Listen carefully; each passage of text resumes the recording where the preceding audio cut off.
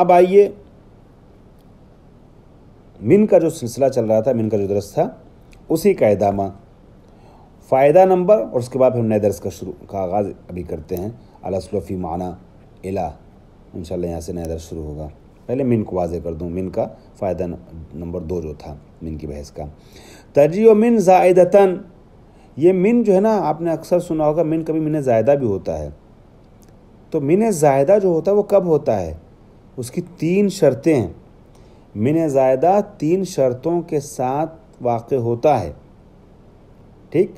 شرط نمبر 1 آپ لکھیے، تجیء من زائدتن قبل نکرتن، نکرتن پہ جو ہے نمبر 1 لکھیے گا، قبل نکرتن بشرط ان تکون النکرۃ مبتدأ، یہاں النکرۃ مبتدأ پہ نمبر 2 لکھیے گا، او فاعلا او مفعولا بہ، پھر ان یتقدمہا یہ نمبر 3 لکھے گا یتقدمہا پر، ٹھیک ہے۔ یہ 3 شرطیں ہیں، میں واضح کر رہا ہوں تینوں شرطوں کو۔ پہلی شرط کیا ہے کہ کب من زائدہ ہوگا؟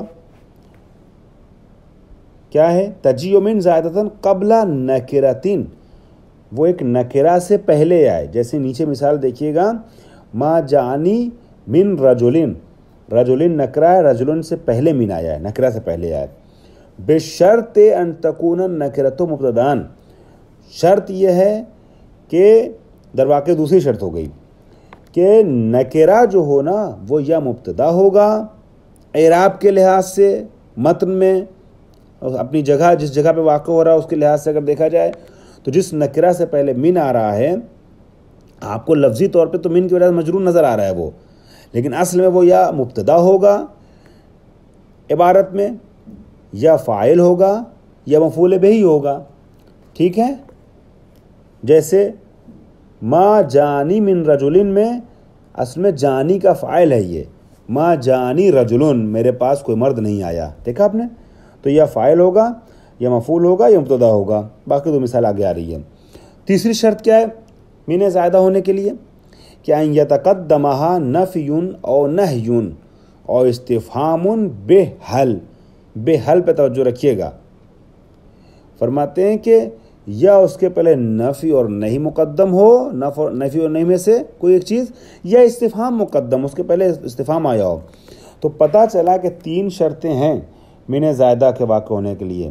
پہلی بات تو کہ اس کے بعد جو آ رہا ہو وہ نکرہ ہو، ٹھیک ہے۔ دوسری شرط یہ ہے کہ جو نکرہ واقع ہو رہا ہے وہ یا مبتدا ہوگا اعراب میں، یا فاعل ہوگا یا مفعول ہوگا۔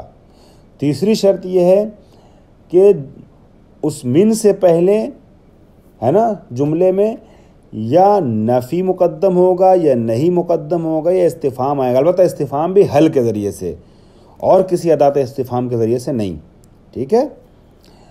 جیسے مثال 3 دے رہے ہیں یہ، جیسے 2 مثال انہوں نے فاعل کی اور مبتدا وغیرہ کی دی ہے، اور ایک مثال جو ہے وہ استفہام کی کو سمجھانے کے لیے دی ہے، کہ نفی کی تو مثال ہم نے دی ہی ہے، استفہام کی بھی دے دیں، بلکہ 2 مثال ہے استفہام کی، فرماتے ہیں کہ مثال ما جانی من رجلن، پہلی بات تو ما مائے نافیہ ہے، تو یہ شرط پوری ہو گئی کہ ان یتقدمہا نفیون اور نہیون اور استفہامون، ان میں سے کوئی ایک مقدم ہو تو یہ مقدم ہو گیا ما۔ جانی من رجلن، ایک شرط اور تھی، وہ کیا تھی کہ یہ نکرہ سے پہلے واقع ہو، تو یہ من واقع ہوا، رجل سے پہلے واقع ہوا ہے۔ ایک شرط اور تھی، وہ کیا تھی کہ یہ نکرہ جو ہے یا فاعل ہوگا یا مفعول ہوگا یا مبتدا ہوگا، تو یہاں پر یہ فاعل ہے، رجلین، اصل میں رجلن تھا، جانی کا فاعل ہے۔ دوسری مثال دیکھیے گا، وَهَلْ رَأَيْتَ مِن رَجُلٍ، یہاں پہ استفہام اس کے پہلے آیا ہے، من سے پہلے، ٹھیک ہے۔ من جو آیا وہ نکرہ پہ آیا، رجلن پہ، اور اصل میں من ہٹا دیے تو رجلن ہو جائے گا، یہ مفعول ہے رایتا کا، ٹھیک۔ تیسری مثال کیا ہے؟ وَهَلْ لِبَاغٍ من مفرن، یہ مفرن لباغن، یہ مبتدا کی مثال ہوگی۔ 3 چیز کی تھی نا، یا مبتدا یا فاعل یا مفعول، اگر آپ من کو ہٹا دیے تو یہ مفرن جو کیا ہے مبتدا ہے، مفرن لباغن، حل لباغن، کیا ظالم کے لیے کوئی مفر ہے، کوئی فرار کا راستہ ہے، بچ سکتا ہے؟ ہرگز نہیں۔ تو یہاں پر جو ہے وہ آپ دیکھیں گے من زائدہ ہے، ایک تو مبتدا کے پہلے واقع ہوا ہے، دوسرے نکرہ کے پہلے واقع ہوا ہے، تیسرے حل استفہام کے بعد آیا ہے۔ تینوں شرطیں پوری ہو رہی ہیں۔ اب آ جائیے الا کی طرف۔ فرماتے ہیں الاصل فی معنی الا انتہاء الغایت، الا کا بھی من کے طریقے سے کسلی معنی ہے، جیسے من کا ابتدائی غایت تھا ویسے الا کا اس کا برعکس ہے، اپوزٹ ہے، انتہائی غایت ہے۔ غایت یعنی مسافت زمانیہ یا مکانیہ، جیسے من میں تھا ویسے اس میں بھی ہے۔ نحو ذهبت الى المدینہ، ٹھیک ہے، میں مدینے کی طرف گیا، وہاں خرجت من المدینہ تھا، ابتدا کو سمجھانا تھا یا انتہائی غایت اور مسافت کو سمجھانا، لہٰذا الی آیا، ذهبت الى المدینہ، میں مدینہ تک گیا، ٹھیک ہے، غایت ختم ہو گئی، مسافت ختم ہو گئی۔ وصمت الى المساء، یا وہاں تھا صمت من الصباح، یہاں صمت الى المساء، یہاں روزہ رکھا میں نے کب تک، انتہائی غایت روزے کی کیا انتہائی مسافت ہے زمانی، کس زمانے تک روزہ رکھنا ہے، شام تک، میں نے روزہ رکھا شام تک۔ یا میں نے جو کتابت لکھی ہے وہ میری کتابت کس کی طرف منتہی ہو رہی، کہاں جا کے ختم ہو رہی کتابت، کتبت الی زیدین، میں نے کتابت خط لکھا کس تک، زید تک لکھا، کس کو گیا وہ خط ہمارا، کس تک پہنچا، زید تک پہنچا، کتبت الی زیدین، ٹھیک ہے۔ وتاتی ایزن، یہ تو ہو گیا اصلی معنی، وتاتی ایزن بمعنی تبیین، اسی طریقے۔ اچھا یہاں پہ آپ ذرا سا ٹھہر کر کے سنیے گا، ورنہ پھر آپ کے ذہن میں سوال ابھرے گا اور آپ پریشان ہوں گے آپ لوگ، اور پھر آپ لوگ محسوس ہوگا کہ درس واضح نہیں ہوا ہے۔ لہٰذا میں پہلے ہی کہہ رہا ہوں کہ یہ والا پیراگراف تھوڑا سا دقت سے سنیے گا، ٹھیک ہے۔ پیراگراف بہت مشکل نہیں ہے، لیکن عبارت جس طریقے کی ہے اس کو سمجھانے کے لیے تھوڑی سی توجہ میں آپ کی ایکسٹرا چاہوں گا۔ میں پہلے عبارت پڑھنے سے پہلے بتا دوں کہ یہ الا جو ہے نا جس کی گفتگو ہو رہی ہے، یہ کبھی اس چیز کو سمجھانے کے لیے آتا ہے کہ الا کے بعد جو آ رہا ہے وہ فاعل ہے الا کے پہلے والے کے لیے۔ بہرحال الا متعلق چاہتا ہے، الا کسی نہ کسی کے متعلق ہوتا ہے، تو الا اپنے مجرور کے ساتھ تو متعلق ہوگا، متعلق کس کے ہوگا، فعل یا شبہ فعل کے۔ تو اب الا کے بعد جو ہے نا وہ فاعل ہے الا کے پہلے یعنی متعلق کے۔ اب جو متعلق ہے وہ یا افعل تعجب ہے، فعل تعجب ہے، فعل تعجب ہے یا افعل تفضیل ہے، اس میں تفضیل ہے، لیکن ہر فعل تعجب ہر اس میں تفضیل نہیں، بلکہ وہ فعل تعجب یا وہ اس میں تفضیل کہ جو حب و بغض کو سمجھائے، محبت یا نفرت کو سمجھائے، ٹھیک ہے، حب و بغض کو سمجھائے، ٹھیک ہے۔ آئیے دیکھیے اب عبارت سے بات سمجھنے کی کوشش کیجیے گا۔ فرماتے وہ تاتی ایزن بمعنی تبیین، اسی طریقے سے الا آتا ہے تبیین کے لیے۔ تبیین کا معنی انہوں نے لکھا ہوا مگر معنی تبیین نہیں ہوتا ہے۔ حقیقت میں دیکھا جائے من جو ابھی آپ نے پڑھا تھا نا، من کا جب ترجمہ کریں گے میں نے بیانیہ کا تو وہ تبیین کا معنی بھی نکل آئے گا۔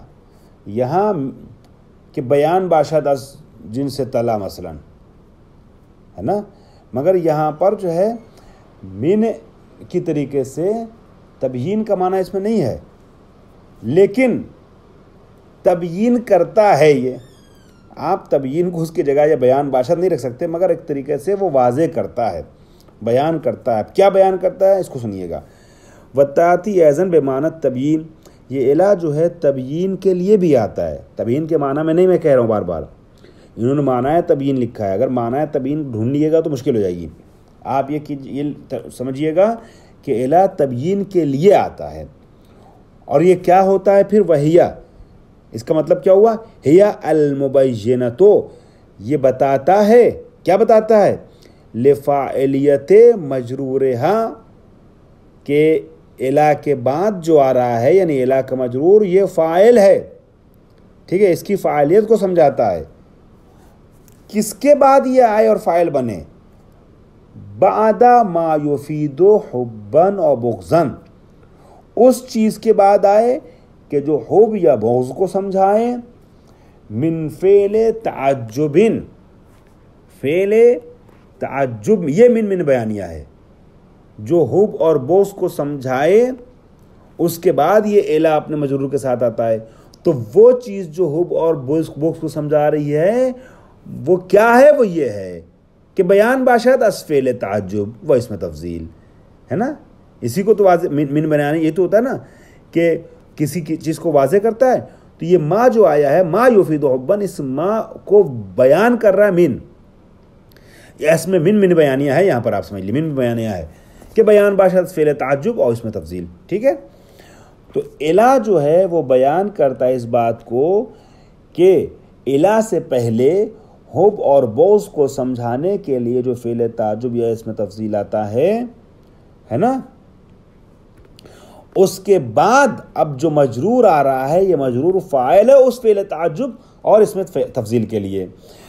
اب میں مثال پڑھ رہا ہوں اور آپ سے میری گزارش یہ ہے کہ یہ جو میں نے ابھی آپ کے سامنے 2-3 منٹ بیان کیا، اس 3 منٹ کو آپ پھر سے سنیے گا اپنی کاپی پہ بڑا سا لکھنے کے بعد، ان دونوں مثالوں کو جو میں بیان کر رہا ہوں، 2 مثال بیان کر رہا ہوں، دونوں مثال کو لکھنے کے بعد پھر سے میری وضاحت کو سنیے گا۔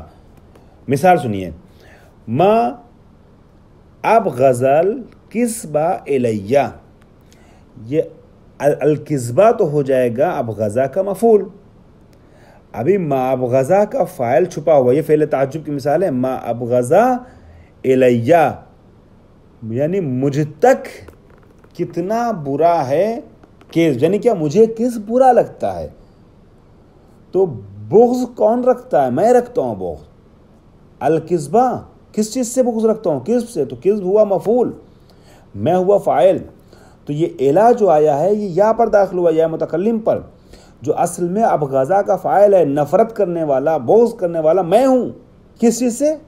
کذب سے۔ تو یہ ما ابغضا یہ فعل تعجب ہے اور اس کا فاعل جو ہے اس پر الا آ گیا ہے، یہ بیان کرنے کے لیے آیا ہے، اس چیز کی تبیین کے لیے آیا ہے کہ یہ الا کے بعد جو حرف جر ہے، جو مجرور ہے نا، الا کے بعد مجرور یا، یہ فاعل ہے ما ابغضا کا، ٹھیک؟ اسی طریقے سے آ جائے، اگر آپ اپنے لفظوں میں اگر پڑھنا چاہیں اس کو تو ایسے پڑھ سکتے ہیں، یعنی ابغضت الکذبہ، اب یا متکلم کی جگہ آپ تے رکھ دیجئے گا، ابغضت الکذبہ، اگر آپ فعل تعجب ہٹاتے ہیں تو ایسے پڑھیں گے ابغضت الکذبہ، مجھے کذب سے نفرت ہے، بغض ہے۔ اس کے بعد آ جائیے ذکروں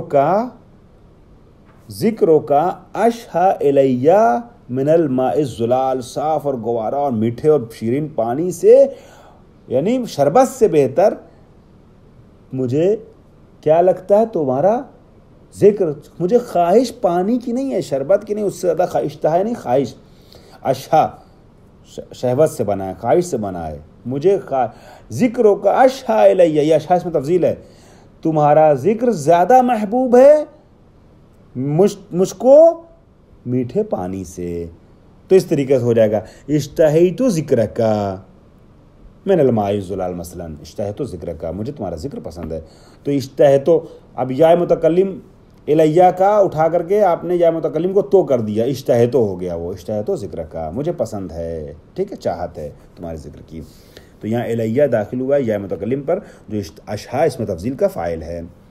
اور بمعنی اللہ، اب یا ایک نیا معنی بتا رہے ہیں اس کا، الا کا الا لام کے معنی میں ہوتا ہے، جیسے الامر الیکا، یعنی الامر لکا، یعنی امر اور حق تمہیں حاصل ہے، امر آپ کا، آپ کے لیے ہے، یا منتہی الیکا، یہ امر جو ہے یعنی اختیار وہ آپ تک منتہی ہوتا ہے، آپ صاحب اختیار ہیں، صاحب امر ہیں، ٹھیک۔ اب انشاءاللہ ان کا معنی اگلے درس میں بیان ہوگا۔ والحمدللہ رب العالمین۔